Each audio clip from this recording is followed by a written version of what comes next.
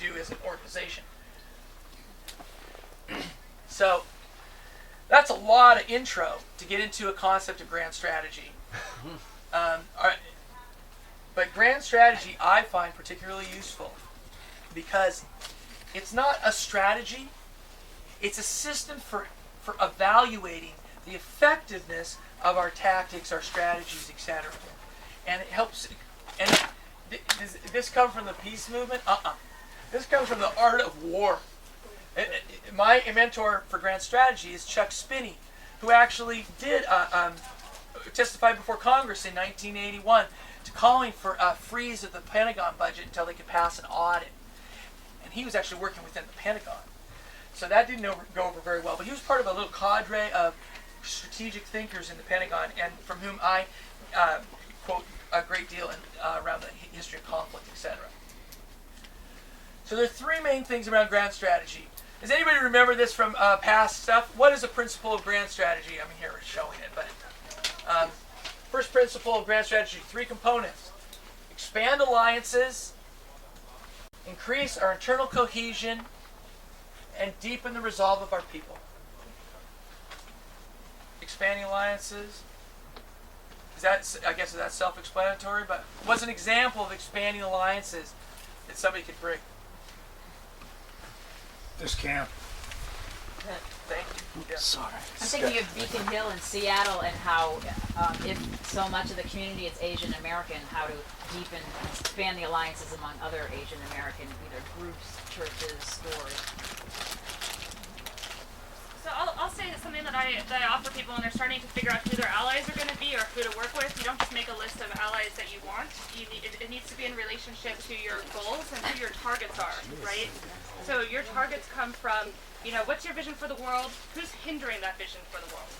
And that's those are your targets. So there might be more than one, but then you need to ask yourself who also is affected by your targets. And who's affected by them is going to help you figure out who your ally list is. So you don't just say, hey, it'd be a good idea to work with unions, because that's broad and it comes from a false pretense of working with them. You need to figure out who your target is. You have to really, we'll get into this a little bit later about how to really break down and understand the psychology of your targets to move them. But you have to understand who are the other communities affected by them before you go into those communities to expand who your allies are going to be and how to work with them. Does that make sense? So increasing our internal cohesion, camping out together. This increases our cohesion, right? We're starting to have a shared vocabulary. We're starting to have a shared experience. It's a lot easier for me to communicate with you on Facebook or whatever else and trust you and organize together if I've hung out with you. Our tactics tomorrow night we'll be increasing our internal cohesion with the community of Beacon Hill. We're not addressing the source of our complaint. Deepening the resolve of our people by staying consistent with principles, which again we'll get to some more here in a second. We make sure that our engagement, this participation in the social movement, is resonant with our deepest aspirations, our deepest sense of who we are as human beings and what we're doing in this short little time on the planet. So that someone who comes in as a participant in a city life fight, like Heather, becomes not just about how does Heather move from a homeowner in a crisis to a leader in organizing other people. I mean, my experience with people who've been engaged in city life or leaders, United Workers, or any of these really values-based or human rights-based social movement organizations is that, and me personally, I feel like my engagement and my activism allows me to be who I am and who I want to be and celebrate a vision for a future I want. Second part of grand strategy, we want to undermine the alliance of our adversaries, decrease their internal cohesion, and weaken their resolve. It's just the flip side of this. So this is really actually pretty simple to remember. Undermining alliances from our opponents. Somebody want to talk? I'm good at that. I figured. I mean, do you want me to get into the power map really briefly there to break that down? Whatever you think, Kim. You know, you're. If you want to, you need to understand who your targets are. You have to understand them, because you have to, and before that, you have to understand yourself a little bit. You have to do a little self-reflection on what is it that got you here today, where you're at your life, and your life changes. What influenced you? What created you to have that aha moment in life that steered you from maybe being like the rest of society to getting to an action camp or doing organizing? Because when you take a look at how that happened for you, you're going to be able to turn that around and make it happen for somebody else. Because people don't change generally because of what a stranger says to them. Because who cares what strangers really think about us? But change happens when your friends, family, mentors, peers, and allies start telling you, and spiritual leaders start telling you that what you're doing is wrong, or questionable, or suspect behavior, right? And so when you put your targets down there, you need to have a strong understanding of who are their peers. It's not you. It's who belongs to the same country club as them, who's in the same financial status, who has similar jobs to them. You want to understand who are their spiritual advisors. Way more powerful if you figure out who they go to church and get their preacher to do a sermon about protecting the area that they're trying to destroy. Right? You start breaking down their angles and having them feel more and more isolated in their community. And I don't need to go into all the different spaces of it now, but you want to look at who are their mentors, who did they give money, what organizations do they respect, and you start putting your organizing efforts in those places so they start losing those ties, or they start hearing about your campaign from those ties, so they can't get away from your campaign goals and what you're putting forth in this world. So you want to have a huge analysis of what influences your targets. Who are their allies? Who do they depend on? Who do they look up to? Where do they get their guidance from? Their families. What do they do? Where do they hold their money? What press do they read? It doesn't matter if you get a news article every day in Seattle Times and the Seattle Weekly. It does, because it'll build your movement. But if they never hear about it, what coffee shops do they go to? What's their favorite restaurant? Where do they take vacations? And actually having your campaigns inundated around there so they think you're everywhere when you're not. And start breaking it down. You make them a scary person to be associated with. Right? It's they start feeling like they can't go to their church anymore because their church is now talking about people like them and their work that they do, or they can't get to the synagogue or whatever their religious preference is. So it starts just really looking at who they are in the world, what they rely on, and you start pulling apart those systems and be everywhere. It's their favorite thing, their 12 break at their coffee shop where their staff workers don't go, and you start getting your campaign materials there. It's like start taking away some of their privileges. Scott, you want to? Well, should I offer a real life example of that? So, in one of the janitors union campaigns, I was very privileged to be part of. This, it's corporate campaign research yet. So the quickest way I can detail this, if that's an issue, that what the wrap up is. The buildings are owned by an owner, usually like some real estate investment trust or a pension fund or whatever. And then the building owner has to hire a property manager so that they can be absentee owner and have somebody take care of the building. And the property manager has to hire the cleaning contractor that hires the actual janitors, right? And so in one case, there was a fund that owned the building, and we couldn't pressure the property manager to get rid of a bad boss and keep the good janitors who wanted to be unionized. And so that fund was actually somebody we would typically think of as an ally, but wasn't in this case. It was George Soros. It was the one who had the majority decision-making in the fund, world-renowned philanthropist. So everywhere George Soros went, we had labor unions in the rest of the world. Wherever he wanted to use his agenda and his wealth to promote civic engagement in Poland, they'd say, "Wow, this is great. This is great. We're 30 organizations, though, that are in solidarity with those janitors in Denver. So you're going to make sure that justice comes to the janitors in Denver." And he would be like, "Oh my gosh, I can't believe this." He'd do something in Bulgaria. Anywhere he went in the world, anywhere his fund went in the world to make something happen, we made sure that we know where that was, and that he would absolutely hear that they would love to move forward with this agenda if only they could make sure there was justice for the janitors in Denver. And eventually they won. Nice. Right on. And when we did the extraction resistance workshop, one of the things that came up in regards to the coal trains and the coal ports fight that's emerging here in the Northwest is that Warren, is it Warren? Who owns? Warren Buffett Yep. owns a large share of Burlington Northern Santa Fe Railroad. And yet he has a personal brand that and probably, well, really doesn't need the money, right, of doing coal port. So, you know, he needs his image. But he needs his image, because we all are preserving our identity, right? It's a survival. It's like, this is what it's about, you know, our sense of who we are as human beings, and he needs that also in the public. So, that is for campaign development. When we workshop, for instance, the coal trains and the coal port stuff, and what ties those things together, I think, and think about how do we design a longer-term campaign, we'll revisit these ideas, obviously. Now, this is an interesting piece, and it refers back. I told Roger I would mention, come back to this idea that he was bringing up with the coal is bad, so let's do natural gas. So that's people know that Sierra Club got millions and millions and millions of dollars from the natural gas industry to oppose coal. You're kidding. I am not kidding.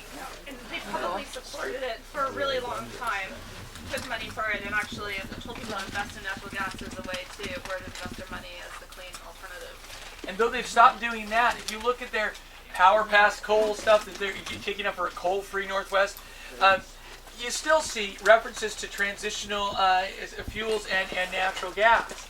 So they haven't fully, divested themselves from that false solution. They haven't recovered from their last poor leadership. No, they haven't recovered from their last poor leadership. And what was very interesting about the work we did down in Boulder, that I was privileged enough to be involved with Eric and Logan and Scott Parkin from Rainforest Action Network, was that we helped the Boulder community go from power past coal. Coal is bad, which everybody knows. Coal knows that they want to transition to natural gas. So, coal is not now saying that, we don't hear about clean coal very much lately, right? No. Because they've shifted where they're going to go. And so we should stop talking about convincing them that coal is bad. But here he's got Sierra Club still talking about coal is bad. It's like, come on, folks, get over it. It's got to be more than that. It's got about renewables now. So when we do the tax thing, or if you've seen the renewables now banner going down the front of the coal pile with Eric and the others lifting the windmill and doing the Iwo Jima pose at the top of the coal pile. It's about reframing that debate. And But renewables now is still creating potentially another conflict, because they're going to say cutting down forests is renewable. I mean, there is just no green energy option, period. I think that this is a really good point, and I think that this is a deep conversation. I think that the point is, one of the points is not allowing the thing that you're trying to stop be in control of the framework of your demands or what the issue is that you're creating, or educational pieces, which is why you want to go beyond just stopping something. You want to articulate and that gets back to the very, very first step, is what is your vision for the world, so you're organizing from the way and framing it on how you want it to be, so you can go from one target to the next without losing your base of people that you've been working with, or the basic majority of the people, without confusing them. Like, if you have a bigger vision for the world that you're working around, then you can go from forest defense to stopping coal to other stuff, all under this bigger thing, without confusing the people that you're bringing with you. Because sometimes when you have groups often fail, you want to keep growing, right? We need to grow a movement of resistance. We need to create a culture of mischief, and we need to be able to stay with each other and get to know each other well enough to keep growing and learning to be more effective. And when you run short-term campaigns that are just to stop something, when you stop it, people go home and like, oh, we're done. And so, anyways. A really good case in point for that, King County Councilman Tim Heal years ago. His whole mantra, kill the wood stove, kill the wood stove. He put us through hell in a handbasket. What happened in the long run? Somebody said, well, Mr. Councilman, from Bellingham to southern Puget Sound region is 37% wood heat. How are you going to replace the energy source? He had no future vision. He had no backup plan. He lost office right there. It was the end of his Which is why we create the waterbed effect, right? You push pressure here, and then all of a sudden your target goes over there to destroy something else, right? Right. So. Right, so we could, in a group like Sierra Club, that could be a strategy for staying relevant. You push them to natural gas, okay, because the future of our fight is fighting fracking. I mean, that's a little cynical, but sorry, Sierra Club, but you haven't hired us to do anything for you anyway. So No, not that we would challenge. Anyway, so we are stay at the Backbone campaign. We stay consistent with our principles whenever possible. We'll talk more about that. Conflict without sowing the seeds of future conflict. Another couple of quick examples of that. If you only know how to beat forest industry with lawyers, you use sophistry and legal techniques to stop forestry, and so you not that all species aren't awesome and it isn't about spotted owl, but it isn't just about a spotted owl. It's about sustainable forestry. How do we as a society live on this planet in the long term? And some people have varying ideas of whether that's even possible, right? And we have different visions that are variations on the vision. But now if you go into rural Washington State or Oregon, and you're an environmentalist, it's really hard to have a conversation about anything without having to talk about the spotted owl. And so it was a quick victory in a sense, but I question whether it did end up sowing the seeds of future conflict and undermined our long-term ability to create alliances with people in the rural parts of our state region, in the rural parts of Cascadia.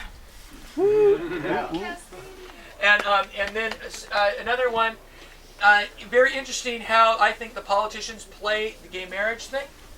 Everybody, it's like the governor announces, law for gay marriage, then everybody, yeah, fund the Democrats, then, defend the law, and then the right goes, yeah, boo, gay marriage, and they fund the Republicans, and it becomes this teeter-totter of power, back and forth, without actually dealing with the problem of separation of church and state. And we talk about marriage, and people have all these confusing things about, was marriage a sacred thing? Is marriage a secular thing? Our whole society's mixed up with the vocabulary. And so we keep going back and forth. And personally, as a straight, privileged white guy, I actually don't want marriage. I would like to be happy with civil unions. But of course we want equality for everybody. So we're stuck in this bind. But what it's interesting is how the power gets played, and how we don't necessarily get to final victory on this one. I just want to really quickly address the issue of the word equality being used a lot. We throw it around, and a friend of mine actually told me about this really cool exercise she does, where you heard it too. We need to talk about equity. So this exercise that she learned. We should do it. Time, but anyway, we'll make space. I'll tell you about it. So everybody sits in a circle. Everyone takes off their shoes, puts it in a big pile in the middle, and then you go and you take a shoe, and the instructor explains that try to put the shoe on right now. That's equality. You all got a shoe, but it's not equity. Equity is when you get a shoe that fits, right? So what would it's sort of like the affirmative action question. What's equitable for somebody else isn't equitable for another person, right? So I just wanted to bring that up since the marriage equality thing really drives home the issue of it's not equal for everybody. Very good. Thank you. Very good point. So, okay. So another area that I've borrowed from the Pentagon is, and you can, if you're interested in this really history of conflict, there's a piece called Patterns of Conflict that you can find online. It's a couple 100-page PDF done by this guy, Colonel John R. Boyd, who did the first air-to-air tactics manual for the Air Force, and was a mentor of my mentor, Chuck Spinney. But tactic and strategic domains of conflict Chuck is a very sophisticated thinker, and he's, like I said, he wanted to make a note. This is a very superficial snapshot at Moyer's request.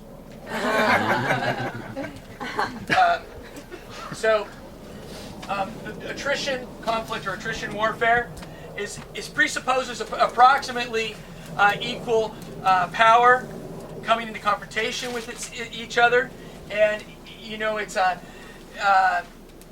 you think of the blocks of troops going into each other, and the last guy standing with the flag, that side wins. That presupposes a more or less equal power relationship. Well, folks, does anybody feel like we have an equal power relationship with the status quo? Okay, good. So this is not our game, right?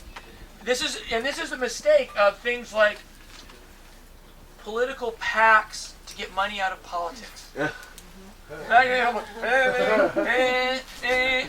Short circuit, cognitive dissonance.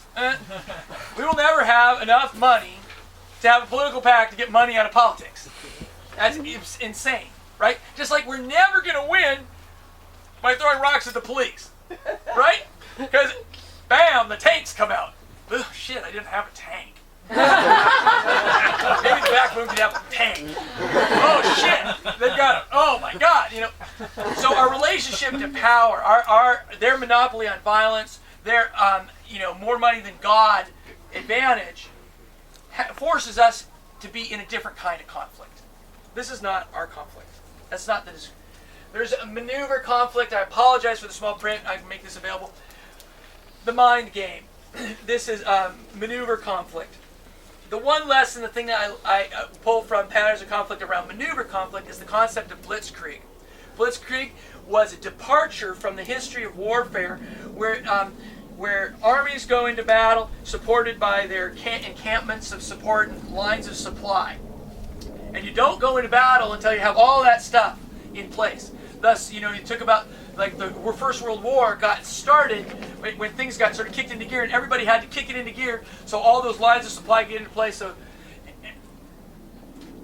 the blitzkrieg abandons that, and it allows autonomous action to go in to probe and test the enemy and to take advantage of opportunities without having the supply lines.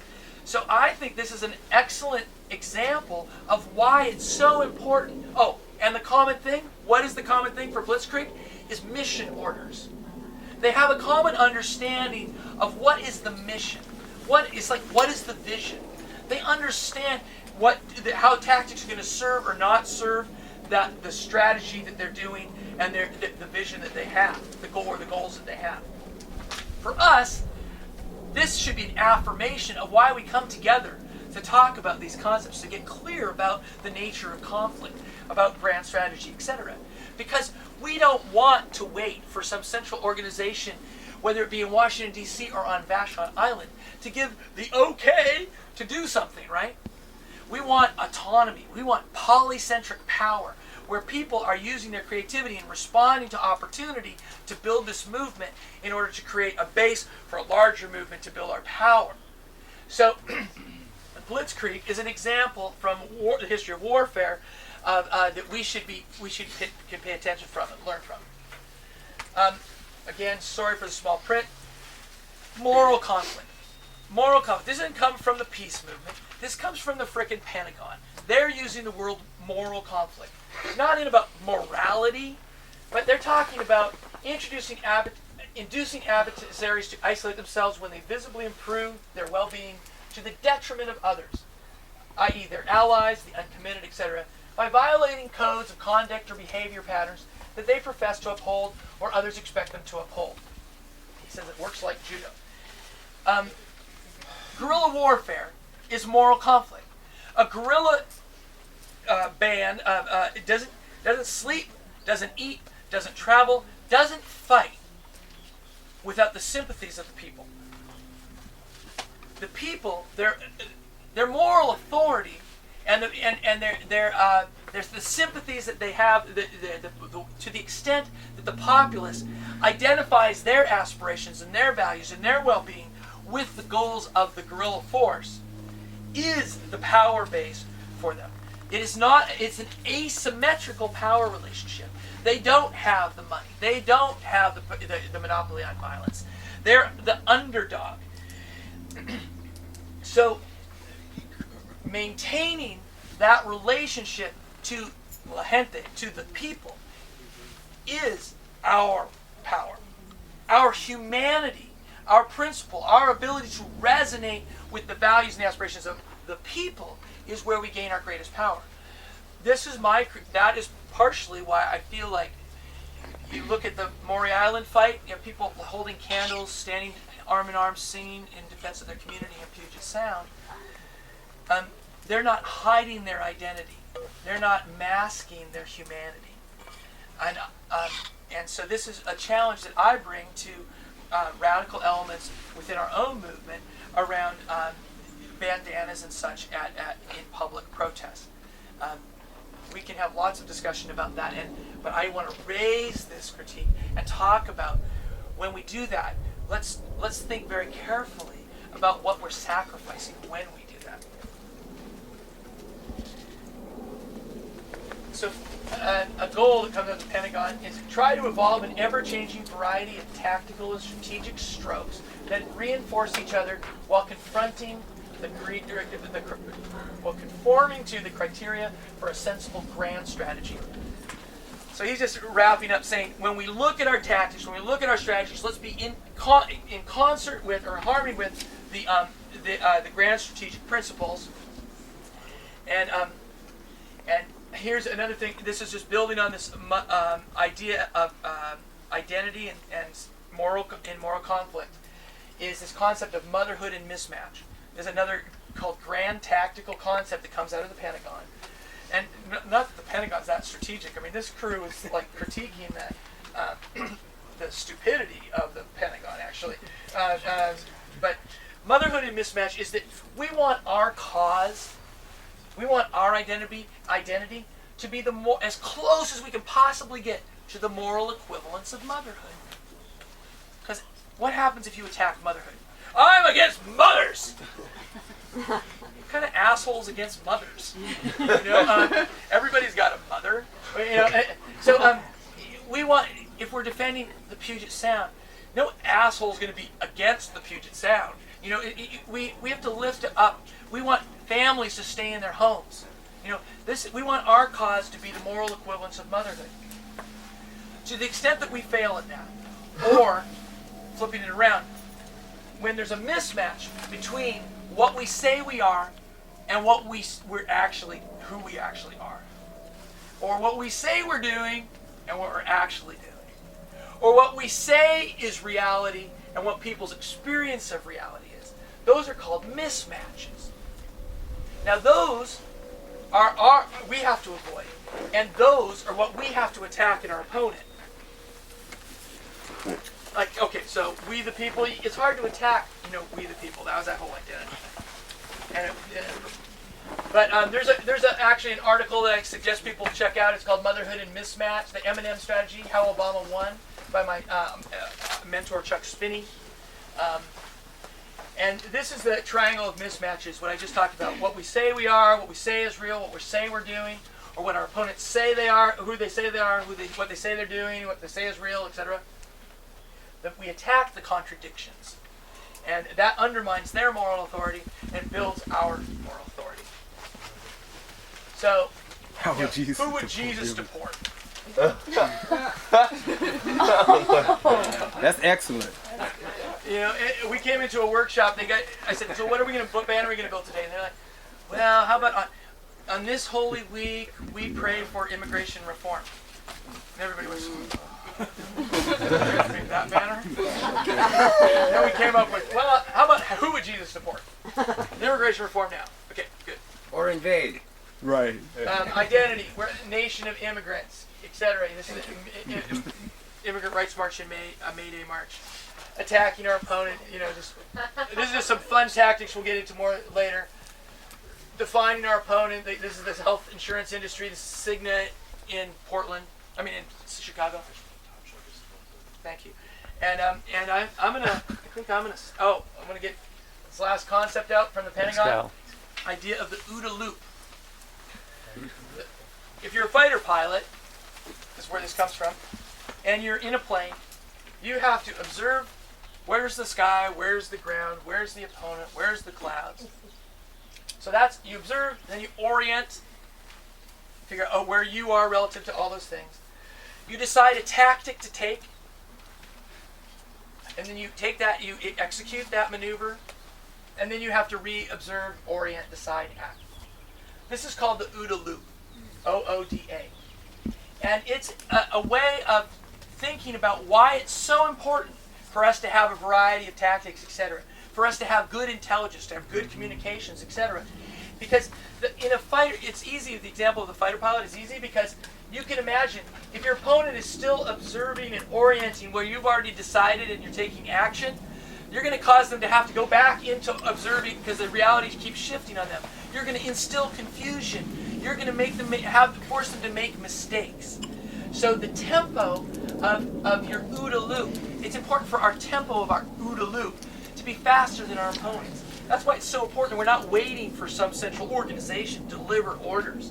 We have the autonomy in our groups. We have the shared understanding of vision and goals, etc., and a strategic framework and understanding of what our actions, our tactics reflect on our identity and build or diminish our power. So that when we are in this loop, we don't have to be waiting for orders from above. But we have to be careful because the OODA loop is very complicated. All of these things are cultural competency or lack thereof, our obsessions, the way that the frameworks that we use to see the world, that are everything. If you're a hammer, everything looks like a nail. We have to be careful. So it's just more complicated than that oversimplified loop. And we're going to get into ways of testing that later this week too, to help give you the tools so you can run your tactics through tests to see if they actually line up with your strategies on stuff too. And we're almost at the end here. For my part, and then I'm going to have Kim build upon it. But the attributes to strive for, this comes from the freaking Pentagon. Variety, adaptability, agility, rapidity, initiative, harmony. The only way we can be harmonized across all of these autonomous squads is if we share a common understanding of this grand strategic framework and those other elements of the vision, goals, identity, etc. We can't be reliant upon simply mouse click activism. We have to be able to shift as they become used to balloon banners or projection, and we have to be innovating new things. We have to be, and we have to be able to act, rapidly and in multiple places. We have to have the initiative. We have to feel like we don't have to wait for direction, and we have to have harmony across the movement in terms of our shared understandings. And now I'm going to leave it to Kim to build on the idea of a spectrum of allies, because remember the first principle of grand strategy is to expand alliances, increase internal cohesion, and deepen resolve.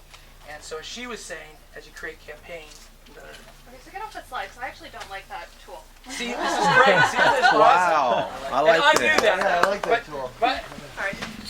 there's different ways of understanding. There are different ways of understanding it. Some people take, like you did a great job of laying out complex ideas in a very simple way. That takes a really simple idea and makes it more complicated than it needs to be and more narrow than I think it needs to be.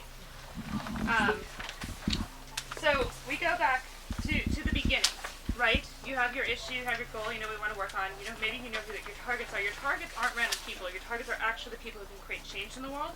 Or they're just really bad people who deserve to get targeted for a while, right? Yeah. They're just toxic bullies, and you want to have a total misfits campaign against somebody for what he used to do, or whatever, it's a bad example. But you have your targets. Your targets should be your change makers. They're the ones who are physically standing in the way of you seeing the vision for the world that you want. Okay? And so when you look at who, you're not going to be able to do that by yourself. You need to be able to come at these people, these multi-million-dollar groups, corporations, from multiple angles, and you need to be able to work outside your own community in order to do that. We also need to change and redefine what our community is. Staying in our perfect little isolated bubbles and only working with people who look like us or talk exactly like us doesn't challenge us to grow or grow as a movement either, or include more people. Instead, it keeps us in these little isolated bubbles. So you figure out who your target is, and you ask yourself, it's a really important question, who is affected by the target? It's not who's impacted by them, but it's who is affected by them. And that's a really large list, and it's also a neutral term, okay? Because the workers are affected by them, they get a paycheck, okay? It's also a really great way of having a conversation with somebody about your target. If you go into a meeting, I do a lot of meetings where I bring in loggers and environmentalists and the mill owners, and you ask yourself, how is the forest affected by logging? Everybody can agree on some of the same things on how it's affected, but there's a different value of whether it's affected in a good way or a bad way, okay? So you're going to create this long laundry list of who is affected by your targets. And so it might be the people who live in the community who have to deal with the toxins and pollution. It It might be people who live in multiple countries, because these corporations might be based in multiple countries doing really naughty things all over the world. And so you have to maybe start with some basic computer research to figure out who else has been actively campaigning on this target. What other countries, towns, cities, forests have been impacted by this entity, to help you understand all the different possible places you could organize or work. It doesn't mean that you're going to have the capacity to work there. It doesn't mean that you're going to have the time to reach out to every single one of them, but you need to understand the landscape of what's been going on. You also have to understand the history of what's been working on this cause. So if you decide there's a corporation you want to target because you found the link between that corporation and your forest, you can't ignore the fact that there's been sweatshop groups working on that target for like 15 years and just decide to move forward without contacting them or doing the research and knowing the landscape of what this maybe your target has already gone through. Okay? That's one big list, and you actually might have to in your meeting start brainstorming that and go home and assign tasks to actually do some research and come back. You know, can you look into seeing how labor's been affected by it? Can you look into see if there's been any community health issues? Can you look into any other nonprofits that have looked at this target? And come back and have a meeting that's really just based around your understanding of your target and who else is impacted by them. Alright? And from that list, you're going to start breaking it down to 3 pretty important categories. Are they your allies? Are they your potential allies? Or are they your nemesis? Right? So, are they people that are already working with you? Potential allies are people that could be working with you. You don't know, you haven't reached out to them. Or are they people who are actively going to campaign against you to shut them down? And so what I like to look at is, those people I'm assuming are allies, those are big assumptions. They might not want to work with me. But you approach them in different ways. And you use different framework and language to approach them. People who are your potential allies, people who are your allies, you might just start talking with. People who are your potential allies, these people who don't know who you are, don't know who your group is, might not care about your angle on the cause, that starts with a lot of listening, right? So you want to start breaking it down. You don't say unions are potential allies. Which union? Is it the teachers union that's potential allies? The carpenters union? Which local is it? And you have to set up meetings and go and listen to and ask them, how does this entity affect you? You have to have a really good understanding of how it impacts you before you even say, hey, we should work together. Because you're not anybody in that community. In order to build allyship, it takes a lot of listening. First stage. Those potential allies, you want to kind of almost kind of want to rank them of importance of how you think it's going to move your goals. Which ones are the most important to work with? And when you get into your nemesis, the people who are going to actively campaign against you, I like to look at how can I neutralize them. Which, now same thing. Yeah. That's something else. How do I make them not campaign against me? How do I shut them up? And again, not so good with the language right now. How do you silence them or try to get them to decide it's not worth your time? So, for example, if I realize that maybe I have a long history of the longshoremen working in this area, and I could realize that, wow, okay, on this issue, we're going to go head to head, and it's worth my time to go set up a meeting with them and be like, can we talk this out? This is actually an important issue for us. How can we work on this in a way that's not going to, piss you off? And is there a way for us to work on this without you, going to the press or getting in our way with it and just maintaining some silence around this issue? Is there a way to negotiate and silence them? Or let them know there's another threat. You don't really want us to start targeting you. Maybe it's another corporation. And it's like, all you have to do is show up to them at their vacation resort, or I've bought them martinis before. This action, you could be the target of the next one. Enjoy the next couple hours of your life. And then do a big action. And then go back to them and be like, so, do you feel like working on us on this issue? And they're like, we're not gonna say anything. We won't support the person you're targeting. They don't want a taste of that, so. I like to make things personal where I can. And that's how I deal with escalation tactics, right? Like Bill was saying, we always want to look like we're growing in resistance. You never want to look like you're going away. And how you do that is by really having this big understanding of your target and what they do and all the different aspects of life that they are involved in. Because after a 500-person protest, you cannot show back up with 10 people. You look like you just lost your momentum. But instead of showing up at the same place, you could take 10 people and show up at their country club.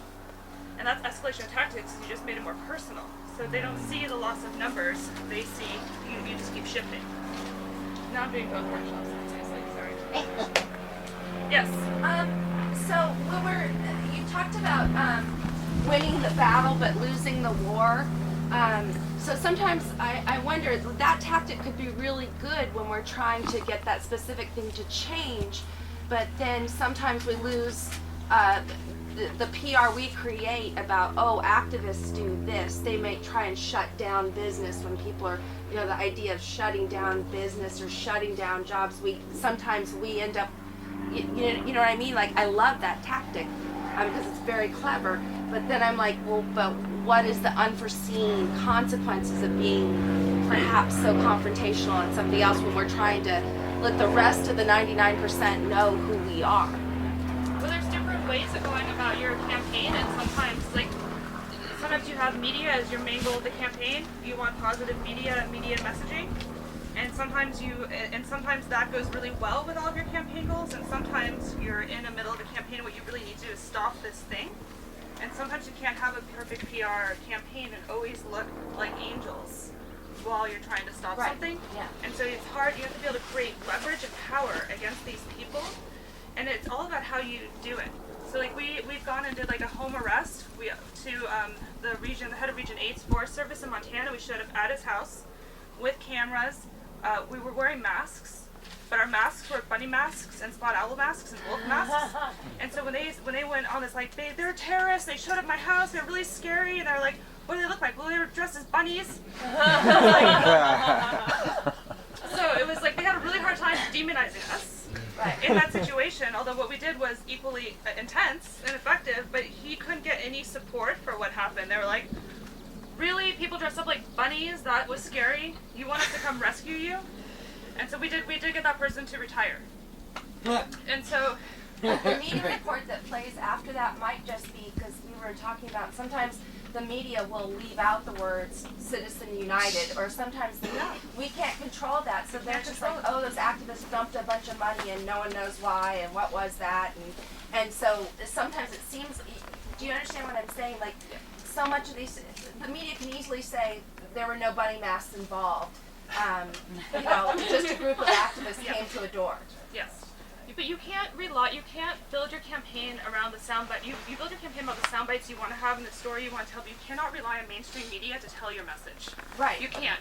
You have to create your own stories, you have to create your own media, and you have to be able to take risks and create leverage and harder hitting actions when it's appropriate in the campaign. You can't be afraid of bad PR in order to do it. Right. You might want to start a new organization.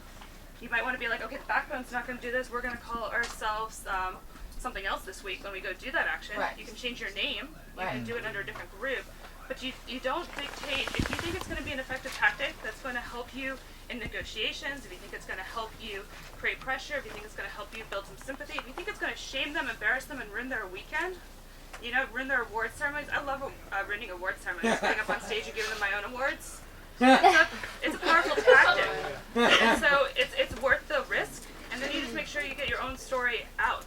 And also that you're telling your story to the community of people so they can hear it and for the next time work on a different, maybe even a different angle.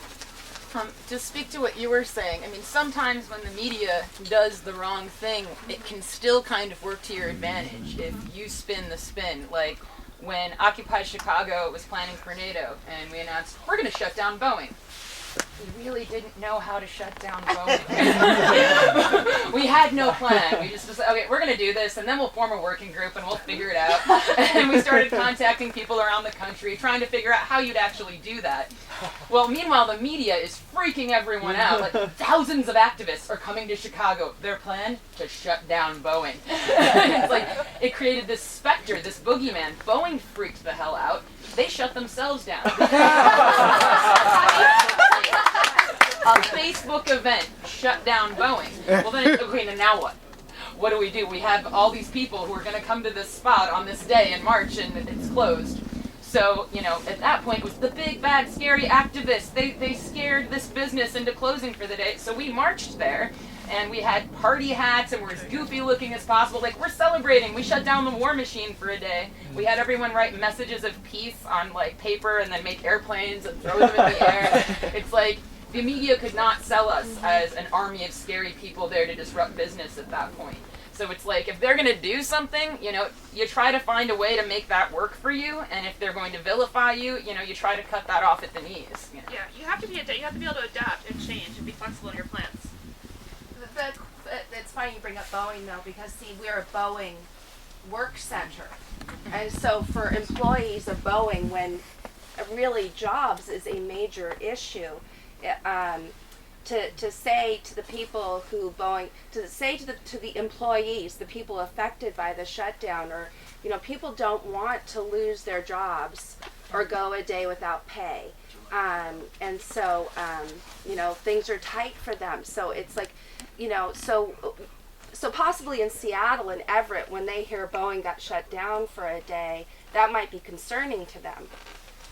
And they're actually allies that we want to make. But here's the thing, and this is a strategic question. Are they allies that this group in Chicago wanted to make on their campaign? Or when you're working on the campaign in a completely separate group, they're allies that you want to make. So then you're going to think about your framing, your messaging, and how you reach out to them differently. Right? And this is where we come down to we're a mass movement of people who are autonomous and doing things slightly differently from each other all the time. And so if you want the workers, I mean, we celebrate that we shut down coal plants. That's totally harsh for the workers.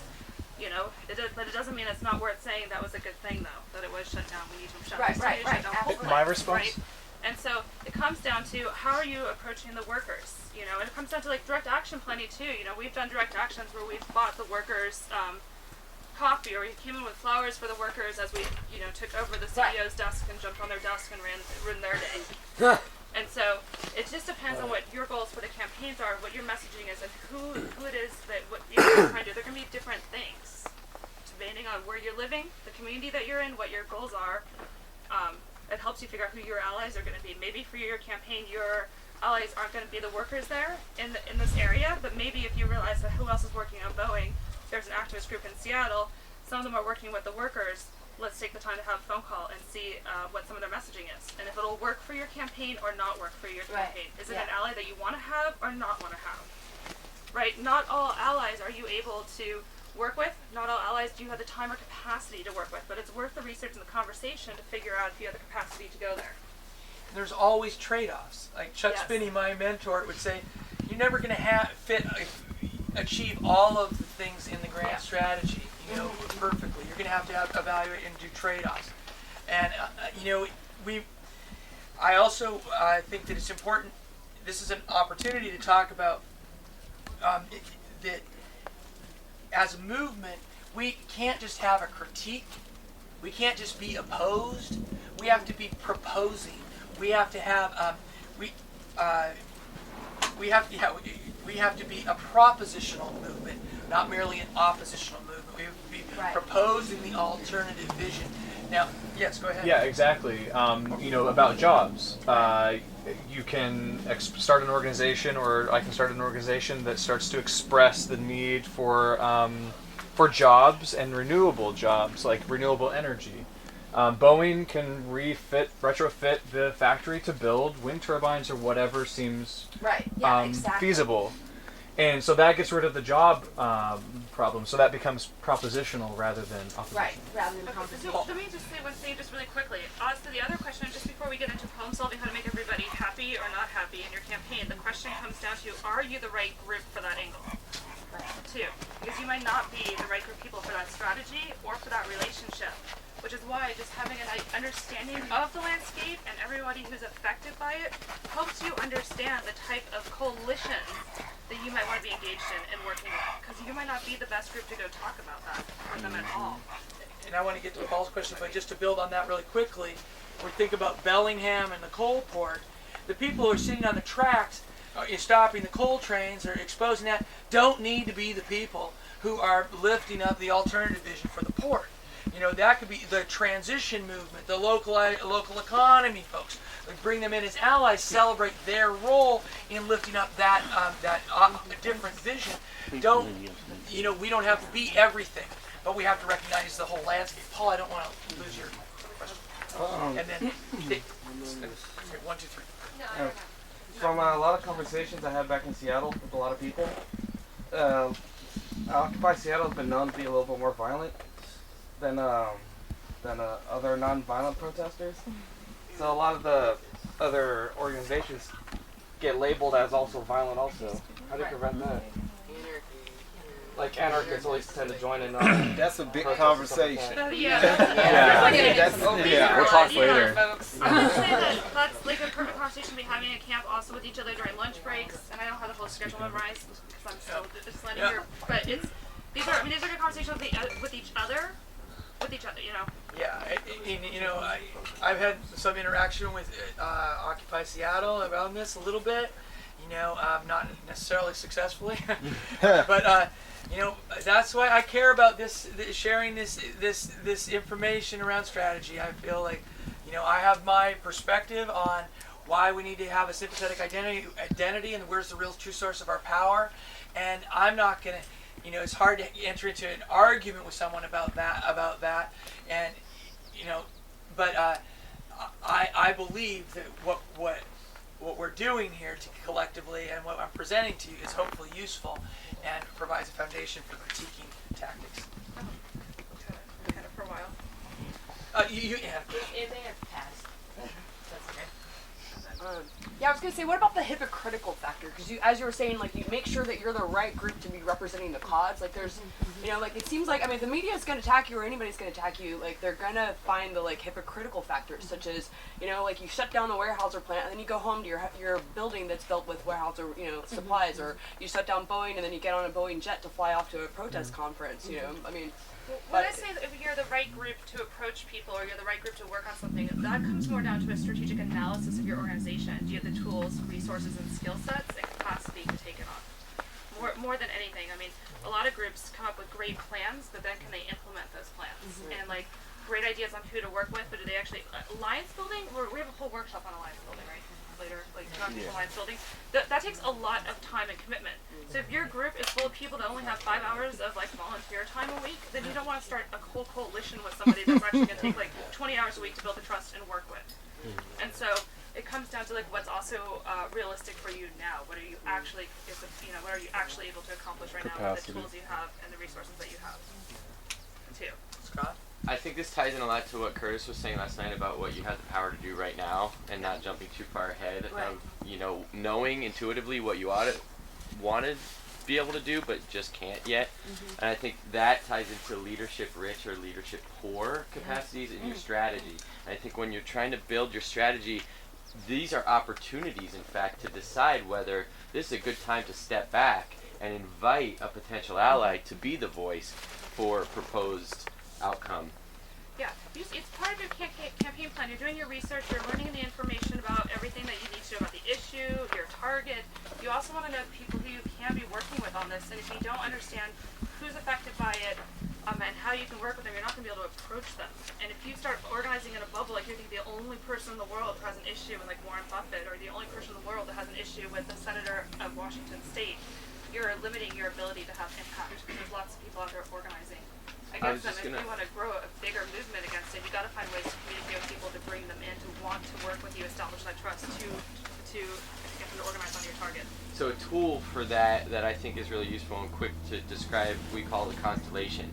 So if you understand who your target is, or who it is you're trying to move, and this could be an ally you're targeting for bringing into the coalition, then have a discussion among the people around you, in a meeting, and draw up who's in their constellation, draw a line from that person, and decide, on this message from this line, who are the people we know could talk to this person about that, and keep drawing that out and say, around this idea, who do we know could probably move these folks around this issue or topic, or who are the right people to draw that, and then you'll start brainstorming and be able to discern whether you do have what capacity you do have in that moment. Do we have the tools, the power, the resources to organize those folks in this constellation? If so, how many of them? If so, by when? And if so, for what? And then you can use that tool to kind of answer the questions. Do we have the power to do this? And why would we do it? Would we invite the opportunity to have other leaders join us to be the spokespeople for this angle? Thank you. Scott Silver. Any other questions? Yep.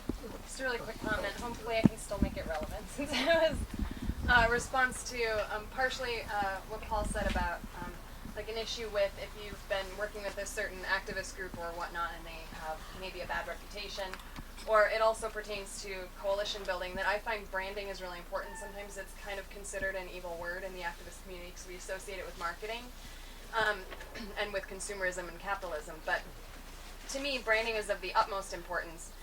If you've been working under one name and something didn't go right, and now you have bad press or bad community identity, change your name.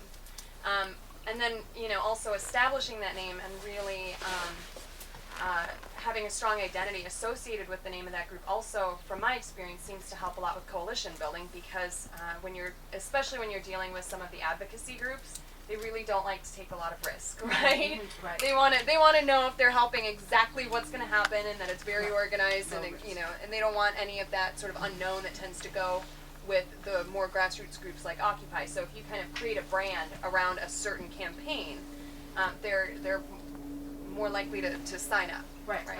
So we had a campaign here in Washington State. We're all a bunch of Earth Firsters. So we changed our name to the Cascadia Forest Defenders. We created the Cascadia Forest Defenders because Earth Firsters had the best reputation. We started organizing under that hat. We did it again. We started that one in Oregon. But then in Washington State, we had the same thing where Earth First had a split history. So we decided to change our name to the Cascadia Forest Defense Network. We had a tree sit campaign where we had the loggers, the head of the mill, the local Boy Scout holding down the tree sit. More than we did, and like 2 weeks into the tree sit, I was down at the football game at the local school where the tree sit was, and they're like, "Oh yeah, we'll go out there. You don't have any environmentalists out there with you, do you?" I was like, "Why do you sit some trees? Like, are the worst Arborists. It comes down to, it doesn't, changing your name doesn't always hurt. It helps you get a fresh start, but it only helps you if you actually change your behavior with it too. And you hold space for it. And alliance building is there's a whole workshop on alliance building, so I'm going to let it stay at that. But it's a part of the strategic campaign. You want to understand who your potential allies are going to be, who's going to campaign against you most likely on this. Is there a way to make it so it's not worth their time to campaign against you on this? And where is it that you get to grow the movement? Because the idea is you want to create a cultural shift. You want people to start thinking about the value of people's lives and the environment.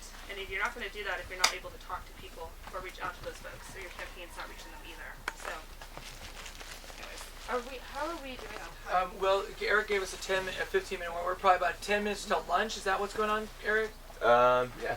Yeah. So, it's possible that people can just relax and chill out before lunch. Or are there any other questions or reflections back for us? Because this has been kind of an intense delving into strategy, right? I hope it's a useful sense of usefulness to you.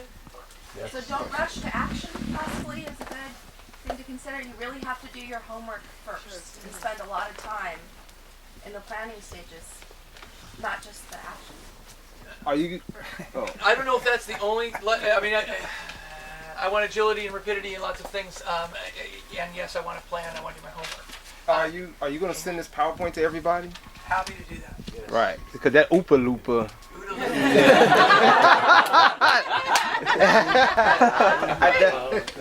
You just send me that. I saw it, and I saw the more complicated one. I was like, wow, I gotta. So now I got gears cranking now, thinking about that. So I would like. In the beginning, when you were talking about the history against the on the island. Yeah, the ground really thing. Moyer Island.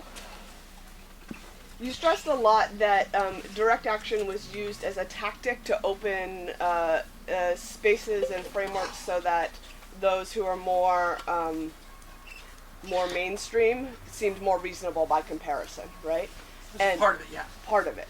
And I was left wondering, that's often true of direct action, right? It pushes the frontiers of what's possible in people's imagination and sort of asks them to step into a more active relationship with that possibility. And my experience is that people often don't, They see that that's possible and then they just don't go there, at all, for a multiplicity of reasons. And I was wondering if you had any reflections to offer about why it worked in that way, in that situation, in ways in which I've seen it not work in a lot of other situations.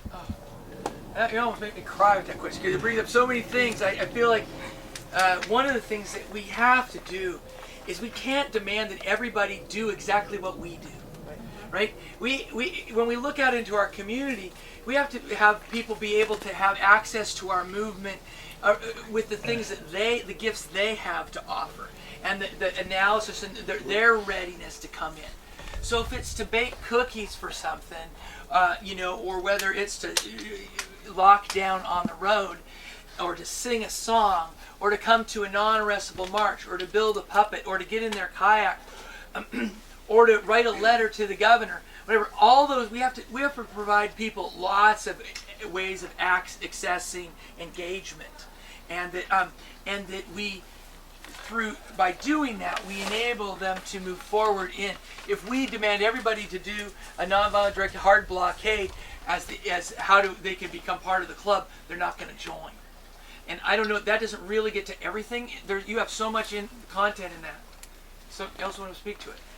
Well, I was just gonna say it goes back to that point of like deepening their identity with it and investment in it too. It's like the spectrum of engagement, And that when we're doing the harder, more technical tactics, when we're pulling those things off, that part of what we're doing is inspiring them. Because, oh my goodness, if the youth can lock down on the road, I can show up for a march.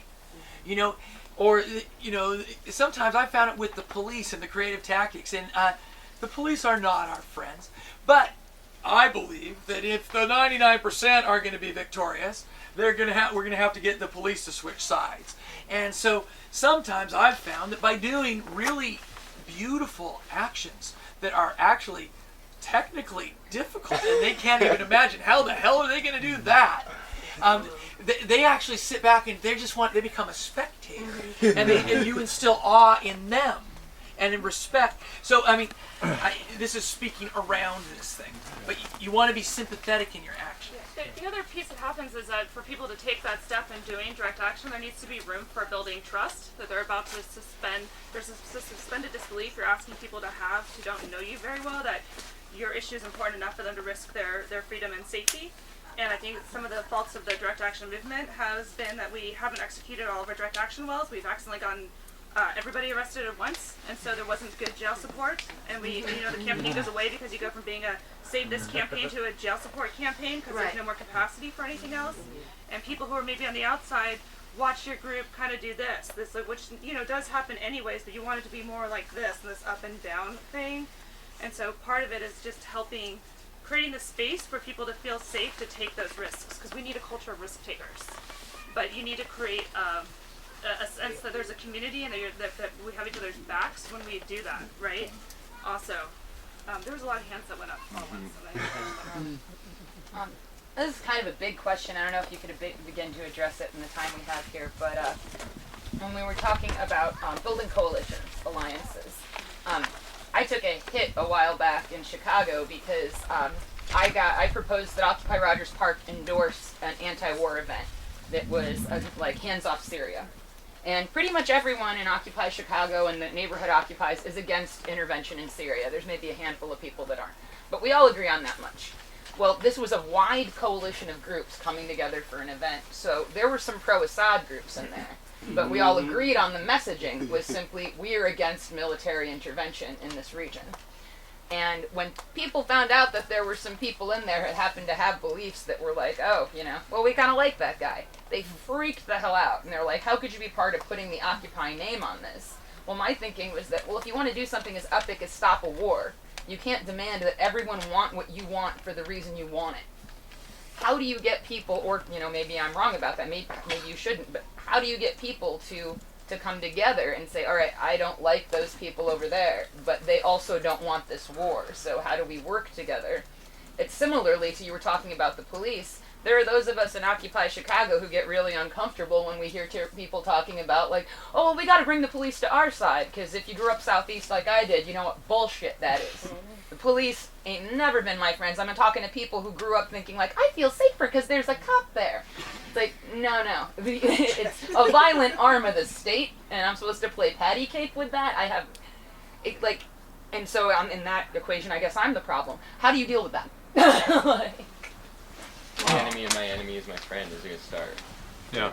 Yeah, I mean, that's the thing. Sometimes you realize that some coalitions are going to be incredibly short-term and it's just around common interest, and that you still have to have, and when you start to build coalitions like that, you have to make sure you're taking care of yourself and your core group that you're working with, because what happens when you work with groups like that, you can make sure that inside your group you're creating safe spaces that people are working on their isms and their issues, and that there's that you have larger vision goals that you are moving your group towards, so you don't get co-opted by those groups.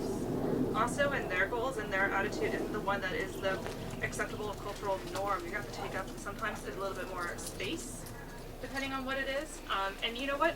Sometimes we can't all work together. Sometimes we just can't. There's no way you can ensure a safe space for somebody to come and work with you if you have a bunch of violent racists who want to join your cause. Like, you just can't do it. Right. And so sometimes it just doesn't work. And Chris, I want to get to your go ahead, Chris. Okay, yeah, this kind of relates to what we're talking about. Like, as I hear these discussions, I have this fundamental belief that, deep down, everybody's good, right? Oh, first of all, are there any police here? Are there any capitalists? We tend to we say police, like the police are not my friends, but the police are your neighbors, the police are citizens and are employees, that are hired by, by us, and sometimes, yes, if civil decay gets to a certain point, you'll be happy the police is at your door, to protect you. The police, and I'm saying that because everybody's a human being. And it's one thing to defeat your enemy, it's another thing to change their heart. And I've been a part of campaigns where the police have come to our side. And they're good people, and I've lived in small communities, where the police is my neighbor. And it's really important to me, and to me I really attach the hope of the future to it, that, and I'm all about defeating the enemy, but I'm also about befriending the enemy and bringing them to our side. And I know there's tactics for doing that, and in the course of this week I'd like to come to an understanding of how we do that. And Bill, I know you've talked in the past about how you bring your enemy to your side, or you really get them to open up and to realize it's like the Satyagraha thing, where they can't deny the truth, and you stare them in the face and they break down. And the use of it in the civil rights movement is legendary, and the civil rights movement accomplished a lot through it. So anyway, I just wanted to make that general comment. I don't know that I have a particular approach to it, but I really believe we have to be careful in our language, of the enemy, and understand that we're all people, and sometimes that enemy, you could, when you have the lockdown blockading a road and you feed them donuts, like for instance, which to me is like, that's beautiful, that you're breaking down that wall, and like you're illustrating when the cops are just like, wow, and they start smiling, or we do satire, Satire is so much fun because you get everybody laughing, including the cops, and it's like, yes, I got them to laugh, exposing their humanity. Yeah. And opening, it's about opening people up, because if we're just defeating our enemy and we're not opening them up and changing them, to me there's no hope for the future. So that's all I got to say about that. So. There are other questions I would like to say. Just one thing is that it is a privilege to realize that. Right. And certain communities, it's very hard for them to accept that that's a possibility. Well, to like believe that, I'd say, rather than realize that, because you're right. There's an aspect of privilege. It's speaking from a place of In some communities, people have to cover their faces because they'll get killed. For instance. So again, to make an edict against covering faces, we have the privilege not to cover our faces. In other communities, of course, people have to cover their face because they'll be bumped off hours later. So. Some people are more likely to be neighbors of cops than other people. Yes. Yeah. Yeah, that's a really good point. I didn't think about it. Yeah, that's a really good point. And doing outreach in the community. So Helen hasn't gotten a chance to chime in. Joshua hasn't gotten a chance to chime in. Chris, I know you had something to say, but I bet we're getting close to our time. We are. But This when is so when is rich. lunch ready, which is really the bigger question. Good words. Yeah. Do you want me to go ask? Jared! Please, thank you. I think it's When is lunch ready? wait, no, is that for real?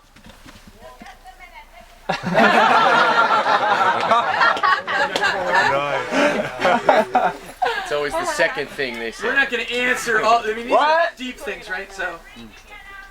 Okay, we got, so like, then we have 5 a few minutes? minutes. Yeah. Aaron put 2. 5 minutes.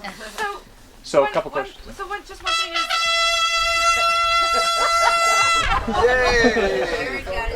Some of these conversations and questions go directly into whole other discussions that we're having later on today and this week while we're here, and that they should keep approaching us and asking them. I just want to say that in case we run out. Okay, well, the whole idea of the cops need to be as people turned around, even though the institution of being a cop may be not turnable. But the same thing has to do with the military and the military personnel. Yes. You know, Veterans for Peace's new strategy is to try to withdraw military people's support for the war. Yes. Yes. So I really see that this idea could be expanded regarding defining your enemy, not necessarily as individuals in a particular line of work. Yes. Exactly. Thank you. So just one thing I want to just say really quickly, just because it was said earlier, we went over through, just because this was a strategy piece, I want to just bring it back around, because you said something that I did want to comment on, which is that lots of work and research before you run out and do actions, and that's true and it's not true. Because we already have some of the information, we already know we can't, we can't sit and wait forever to take action because there's extraction-based campaigns we need to stop now. And so there's a little bit of like a smoke and mirrors piece. You don't want to go out and do the biggest, most technical action you can do first because your group will get burnt out and go away. But you can do smaller actions while you are doing some of your internal work. So maybe if you have a group of 10 people, maybe 3 of you are organizing small protests while the other 6 of you are doing research, education, outreach to get a town hall meeting set up. Right. And so it's like you're just dividing up what you're doing in the group so you can have some actions happening now and that you're doing all this research for the bigger campaign to get going. Right. Kind of simultaneously. So it's a little bit of everything. It's a little more mixed together. I kind of wanted to teach a class on this topic that we're on right now, but we don't have any time for it. I'm way too busy.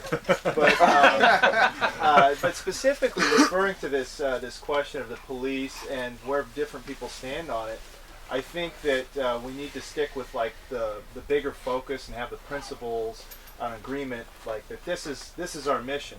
I actually served as a tool of the state for about 4 years and engaged in a lot of what we would consider inhumane, unethical behavior, going into people's homes at night, tying people up like animals, and dehumanizing people, and occupying foreign lands and that sort of thing.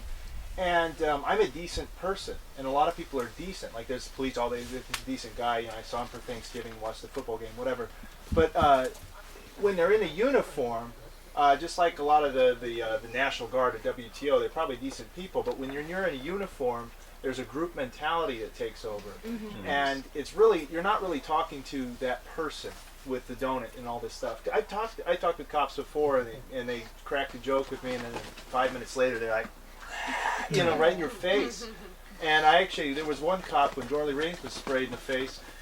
He was like, he's trying to get me out of the way because he really liked me, and I'm just like, go ahead. And then he sprayed me and everybody else. He wanted me to get out of the way so that he could spray the radicals behind me and not disturb me.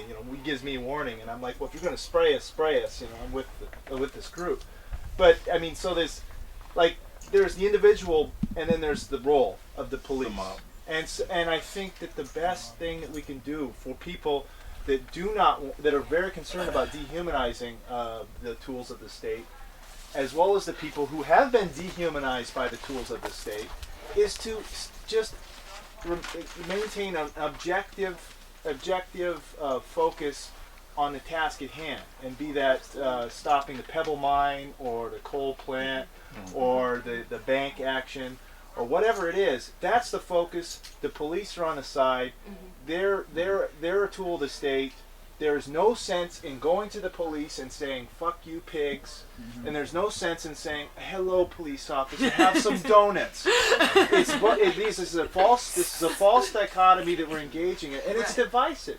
And part of the thing that we're doing to strengthen, like the status quo, is by allowing divide and conquer tactics to continue, even in our internal circles of lefties here, where we start to talk about the donuts and giving their friends, and then they're the enemies. And I personally, being an arm of the state, I think that we can be both. So I think just keep the focus on the action at hand, so you don't allow the divisive tactics of the state to divide us. And that way we can be effective. Which is actually the core piece of what conflict management is all about with dealing with them, or workers. It's not being missionaries that day, or focusing on the wrong target during your action and letting them distract you. That's really well said.